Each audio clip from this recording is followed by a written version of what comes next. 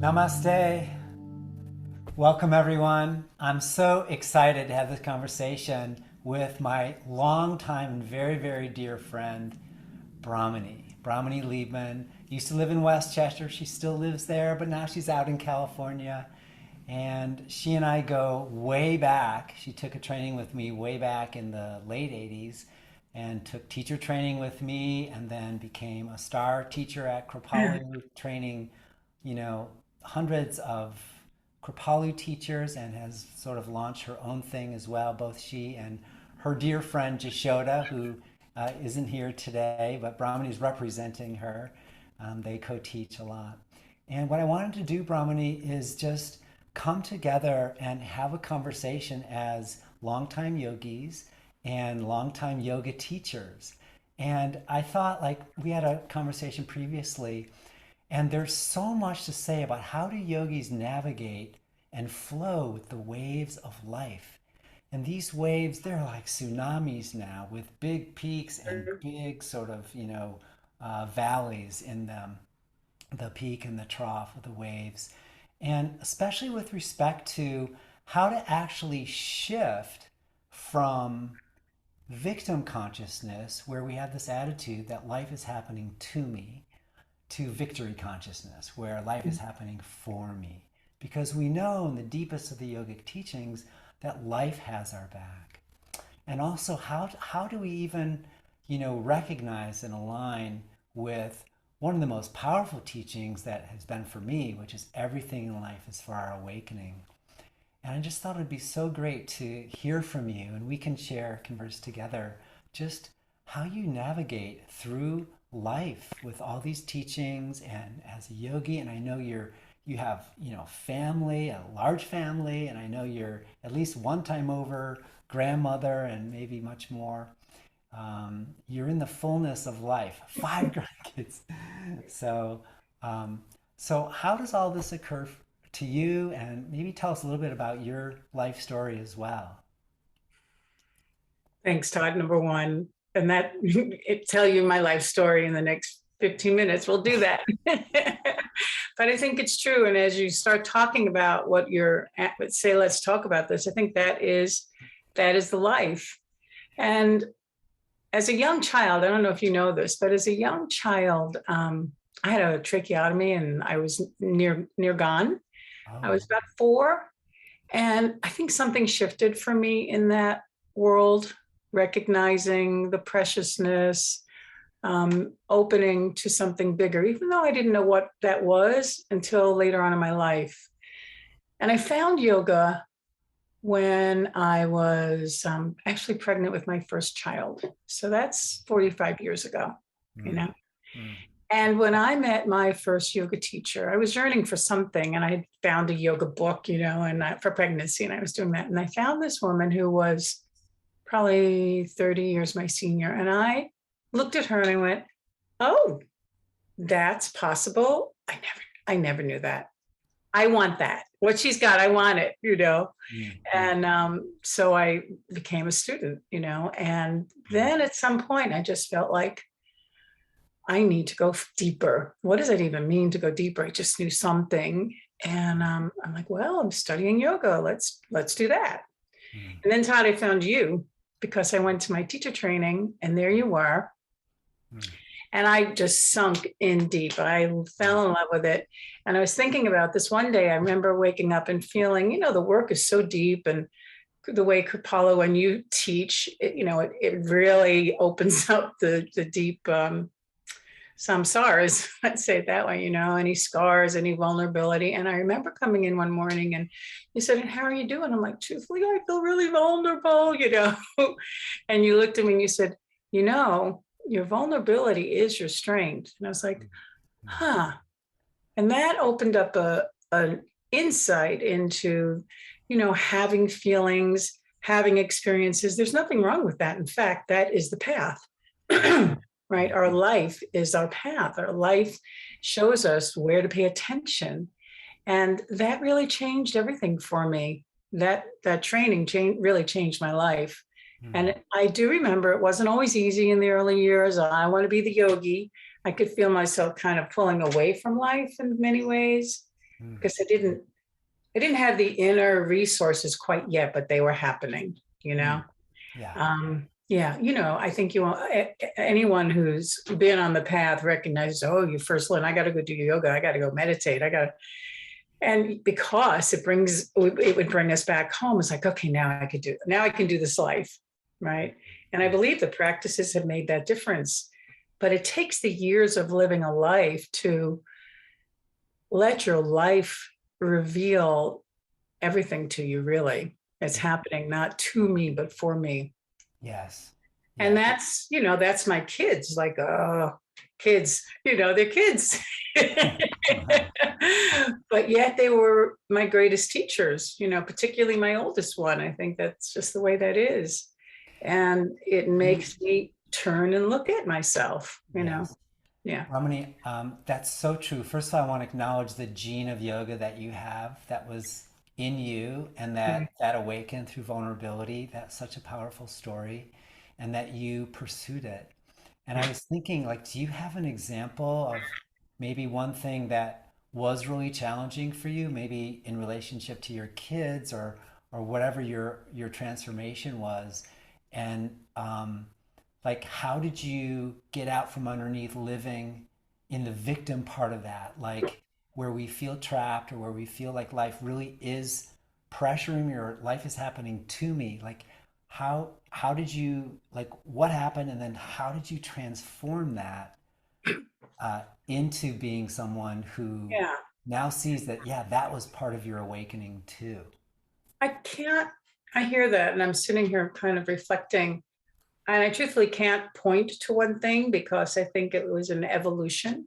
I Mm. think that awareness was there. I think I may have suffered more in my early years, but I always ended up turning it around and recognizing what is it I need to learn from this. Mm-hmm.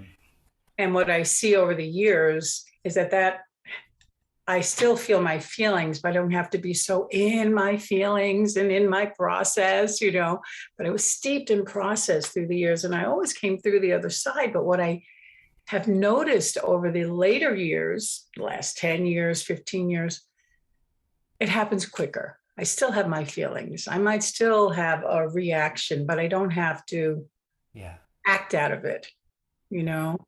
Yeah. Um, and the big ones that have happened for my husband and I in these last 5 years Mm. is, well, first we had a terrible car accident. My husband was in the hospital for 2.5 weeks. And then I was evacuated from our home because of wildfires, and it didn't burn down at that moment, but that was Wow. a big thing for us. And it Wow. happened, how do we just stay in the moment, love more? For me, it's like, how do I love more? How do I love more for myself? How do I love my husband more? And then Mm. just 2 years after that, um, we were evacuated again. And this time, our friend's entire ranch burned to the ground. Oh. We literally lost everything. Oh. But we didn't lose each other.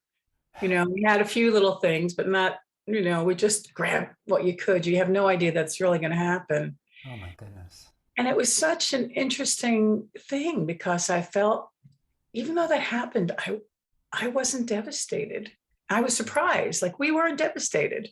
We were Yes. like, all right, we got us. We're good.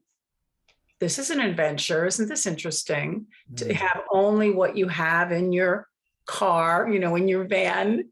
Like, Mm. okay, wow, okay. Are you good? I'm like, we're both good. So I think it kind of I think it happens in your cells when you practice deeply and you take on teachings. And it's when, you hit those moments that you're shown the fruits of your effort, Mm. Mm. right? You don't know how you're gonna, we didn't have to work at it. We were good, Yeah. you know? You know And what that I shows up. hear in that is that you became aware of your inner strength through all the years and months and days of practice. It's like we make a little investment every time, and that investment account grows, and it grows like giving us a security inside of self. And I see that in you. I mean, to live through those tragedies, really, and they're They like are. traumas, and to come out the other side of it and not live in the victimhood of that, I That's right. think is the testimony to the value of a daily practice over a very long period of time where you have yourself, and That's it's like you've created a route that goes from the surface of the ocean, which is always turbulent right. and Hmm. wavy, deep down into the bottom of the ocean where the current is more still and centered, and you're able to access that Yeah. more quickly. And it's not that you don't have feelings. I love that when you said, I still go through the ups and downs, but they're not as intense, they don't last as long, and I'm not so attached to to that process. And I think because you know it so well, it's like, oh, here we go again. Oh, I know that one, you That's know. right. That's exactly right. That's exactly right. Um, and you talked about gratitude. And I think that's such an essential thing to cultivate in one's life. Yeah. And I do think that's a choice. You know, I can find myself in the, in the poor me, and it doesn't last long. But because I have consciously chosen gratitude again and again, not what I don't have or not what's happening, but what is it that I do have? What is it that's important to me? What is it that I value? My family is well, my kids are well, my grandchildren, everyone's thriving.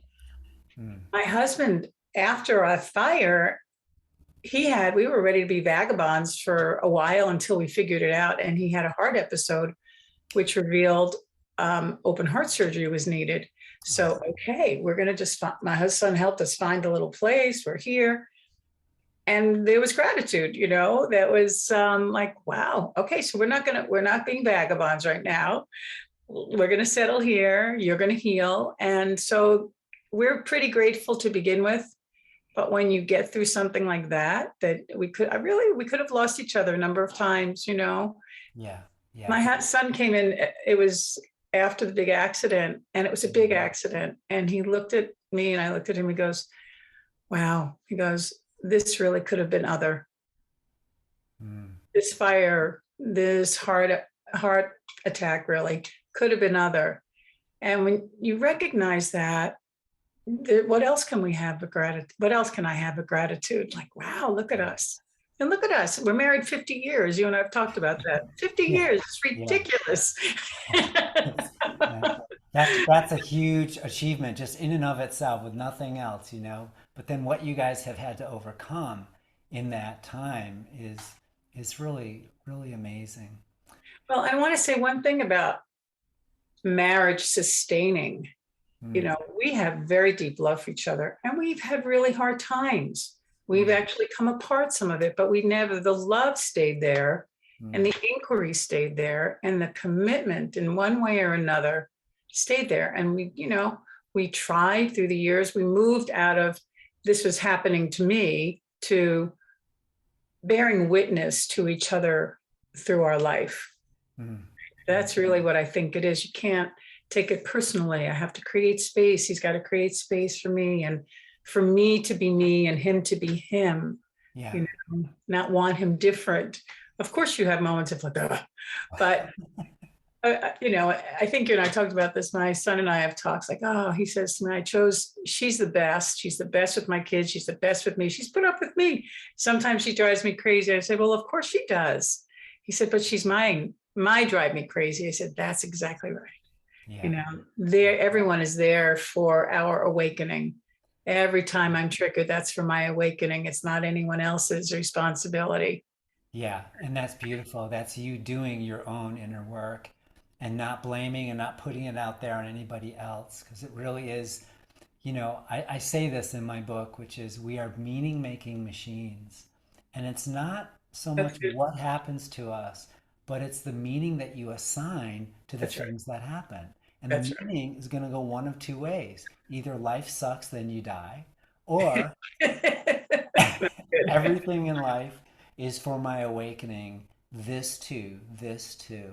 And That's that's right. part of, what I teach in the tantric tradition, which is behind the yoga that I teach, which is it's like an all-inclusive, because in that teaching is where all the expressions of grace, where the embodiment of this one vast universal energy, which then makes everything in this material world have a deeper meaning. It's sacred.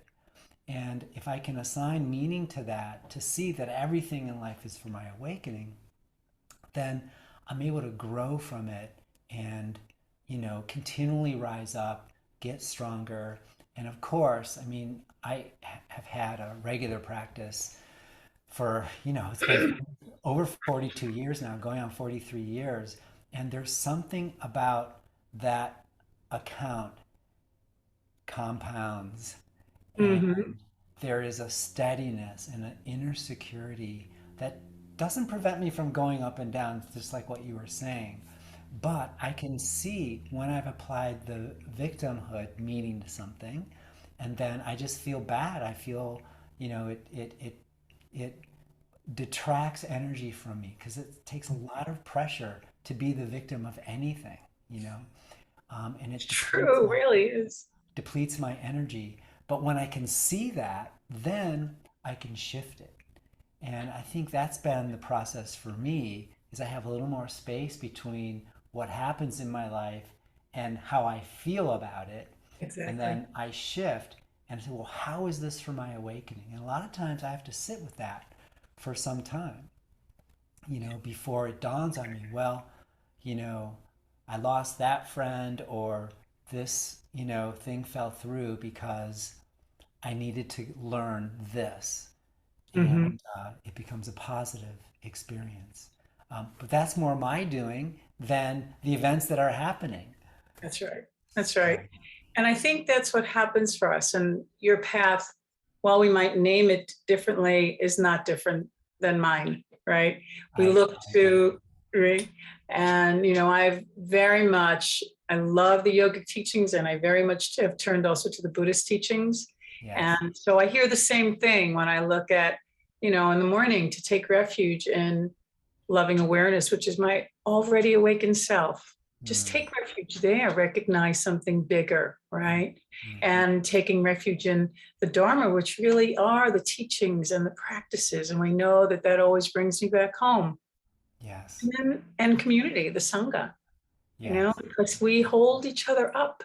And I remind myself of those things. And it's the beautiful teachings that just kept reminding me everything is a process. There's something bigger than me. Who am I really? Yes. And to live in recognizing that they're not separate. This human and spiritual, this humanity is our spiritual life. Mm, Not mm. like my spirit life happens here and my humanity happens here. My humanity, it's temporal, you Right. know, it's Right. temporal. It's not going to be here. And that's a beautiful teaching, isn't it? Mm. This life will end. It's like, Yeah. and have um, it's a beautiful teaching about the four thoughts or contemplations, and it begins with um, recognizing the preciousness of this human life, Yes. Yes. recognizing that life ends for everyone, you know, Mm. recognizing that all of my actions, whether they're virtuous or not, have a result. It makes me really like, right, you better pay attention because everything has a result. You may not know it, but so, think before you speak, think Mm. about what you want to say and do. Yeah. And that when I don't remember my boundless nature, that's where I suffer, right? When I forget Yes. who I am and I'm caught here. And Mm. so, and that's what we love to share, when we're teaching. And Yes. just and I teach, we resonate so much with each other and we're such good friends and we have a good time. But what we found, this is what we found to enhance our life, to find joy, Yes. um, Yes. and to bring us back, you know. Well, I'm so glad we had this conversation. And uh, as always, I'm reminded of how aligned we are in our hearts. And Yeah. even though we may have explored other paths of teaching, it's like all paths lead back to the one spirit and the one light. I resonate with everything that you Mm. said. I mean, everything you said is really part of what I teach as well. And it's just such a delight to reconvene like Yeah. this at this later stage in life when we first got together. I mean, when You was were that? young. 89, that's some years back. Yeah. And I'm very glad to see that you're still going strong. And I wish you all the best, you and Jashoda, in your teachings. And let's do this again sometime. I look forward to that. I just want to say everything you just said as you were saying it. I get this. This is so true. I don't know about you, but when someone says something that's really true, my whole body goes shh with an energy. And I just had one of those moments with you, Todd. So thank you very much. I'm very grateful to be reconnected in this way, always connected in the heart, but to have these conversations is wonderful. So thank you for inviting me. You're welcome. Thank you so much. We'll Yeah. talk again soon. Yeah. Namaste. Namaste.